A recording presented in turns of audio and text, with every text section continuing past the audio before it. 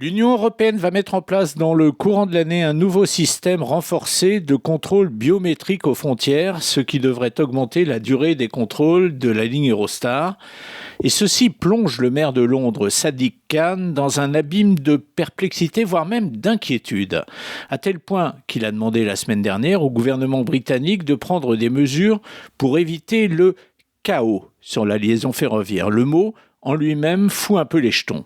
Alors un mot sur ce nouveau système, c'est très simple. L'Union européenne veut durcir ses frontières en obligeant les ressortissants de pays non membres, et donc les citoyens du Royaume-Uni, à enregistrer leurs données biométriques, y compris leurs empreintes faciales et digitales, et ceci à leur premier point d'entrée lors des contrôles.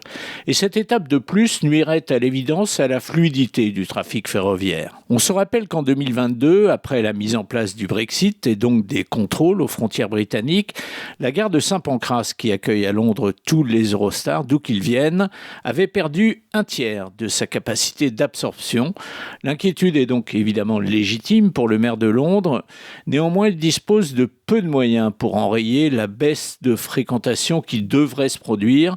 La seule chose qu'il peut faire devant le presque inéluctable, c'est de demander une aide de l'État pour aider Eurostar à se réorganiser. Sadiq Khan lance donc un appel à l'ensemble du gouvernement britannique.